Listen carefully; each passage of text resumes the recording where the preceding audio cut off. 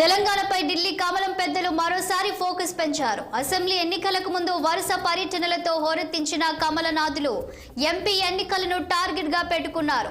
ఈ నెల 12న హైదరాబాద్ రానున్న కమలం అగ్రనేత అమిత్ షా బూత్ కమిటీ అధ్యక్షులు ముఖ్య నేతలతో భేటీ కానున్నారు. ఢిల్లీ పెద్దల పిలుపుతో ఢిల్లీ వెళ్లిన స్టేట్ చీఫ్ కిషన్ రెడ్డి మిగిలిన అభ్యర్థుల ఎంపికపై క్లారిటీకి రానున్నారు. కిషన్ రెడ్డి ఢిల్లీకి వెళ్లడం, 12న అమిత్ షా రాననడం తెలంగాణపై ఫోకస్ పెంచడం, కమలం పెద్దలు రచిస్తున్న స్కెచ్ మీద మా ప్రతినిధి మాధవిని అడిగి మరింత సమాచారం తెలుసుకుందాం. మాధవి, చెప్పండి, తెలంగాణ కాషాయ దళంలో ఏం జరుగుతుంది? శాలిని, నిన్న మొన్న చూసుకున్నట్లయితే ప్రధానమంత్రి నరేంద్ర మోడీ తెలంగాణలో 2 రోజులు పర్యటించి వెళ్ళారు. అలాగే ఇప్పుడు మరలా ఈ నెలనే 12వ తేదీ కూడా మళ్ళీ అగ్రనేతలంతా కూడా బీజేపీకి వరుసగా వారు రావడం జరుగుతుంది.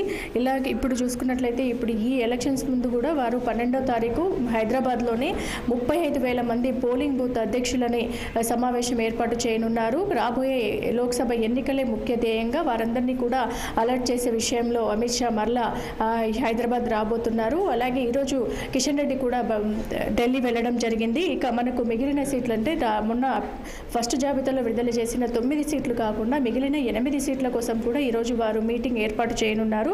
మిగిలిన దానిలలో పెద్దపల్లి, నల్గొండ, వరంగల్, ఖమ్మం, మహబూబాబాద్ స్థానాలలో అభ్యర్థులపై అంటే మహబూబ్ నగర్ కూడా ఉంది. అలాగే మహబూబాబాద్ ఈ సీట్లలో కూడా ఇంకా 8 మందిని కేటాయించే అవకాశం అయితే కనిపిస్తుంది. కానీ ఇక్కడ చూసుకున్నట్లయితే మిగిలిన 8 మంది అభ్యర్థులపై పూర్తిగా కసరత్తు చేస్తోంది బీజేపీ. సరే, 2-3 రోజుల్లో అంటే ఈ 2-3 రోజుల్లోనే 8 స్థానాలకు మరలా కూడా సీట్లను కేటాయించే అవకాశం అయితే కనిపిస్తుంది. ఇక ఏ స్థానాలలో ఎవరెవరు అనేది ఇంకా తెలియరాలేదు. ఆదిలాబాద్ నుంచి అయితే స్వయం బాబురావు పోటీలో ఉన్నారు. అలాగే అక్కడ నుండి కూడా మరో ఆశావాది కూడా అక్కడ నుంచి రమేష్ రాథోడ్ సీట్ని ఆశిస్తున్నారు. మహబూబ్ నగర్ నుంచి అయితే డీకే అరుణ, అలాగే జితేందర్, శాంతకుమార్ మధ్య పోటీ నెలకొననుంది. ఇక ఈ పార్లమెంట్ ఎలక్షన్సే ముఖ్య ధ్యేయంగా ముందుకు వెళ్తున్న భాజపాలో ఇప్పటి వరకు చూసుకున్నట్లయితే మనకు నరేంద్ర మోడీ రాకతో కూడా నిన్న మొన్న అందరూ కూడా చాలా సంతోషాన్ని వ్యక్తం చేస్తున్నారు. అలాగే గెలుపు వైపుగా కూడా బీజేపీ బాటలు వేస్తున్నట్టుగా తెలుస్తుంది. నిన్న క్లస్టర్స్ అంటే వెహికల్స్ని కూడా నిన్న ఇక్కడ మన బీజేపీ పార్టీ ఆఫీస్ దగ్గర వాళ్ళు కార్యక్రమాన్ని స్టార్ట్ చేయడం కూడా జరిగింది. ఇలా చూసుకున్నట్లయితే ఒకదాని తర్వాత ఒకటి ఇప్పుడైతే రామ మందిర ప్రాణప్రతిష్ఠ జరిగినప్పటి నుంచి కూడా బీజేపీలోని కొత్త ఉత్సాహం అనేది నెలకొనింది. దాని తర్వాత నుంచి కూడా ఒక్కొక్కరు కూడా బీజేపీలోకి చేరడం, ఇతర పార్టీల నుంచి కూడా ఇక్కడికి రావడం అనేది ఒక శుభసూచకంగా కూడా కనిపిస్తుంది. ఇంకా వేరే నేతలు కూడా అంటే వేరే పార్టీలో ఉన్న నేతలు కూడా ఇంకా రావడానికి బీజేపీలోకి రావడానికి సిద్ధంగా ఉన్నట్లుగా మనకి తెలుస్తుంది.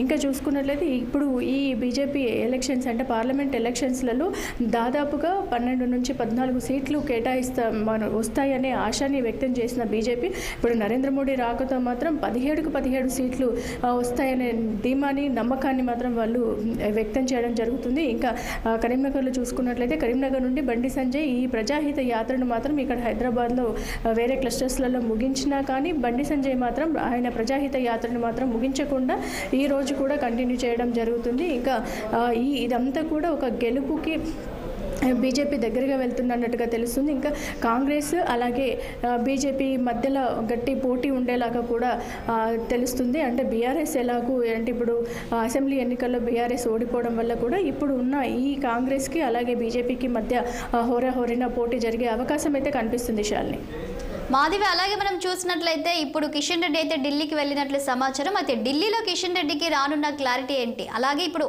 12న అమిత్ షా కాషాయం క్యాడర్కి ఇచ్చే డైరెక్షన్ ఎలా ఉండబోతుంది? అక్కడికి వెళ్ళిన తర్వాత అంటే ఈ ఇతర రాష్ట్రాల నుండి కూడా మొన్న మనం చూసుకున్నట్లయితే 195 సీట్లని వాళ్ళు విడుదల చేయడం జరిగింది.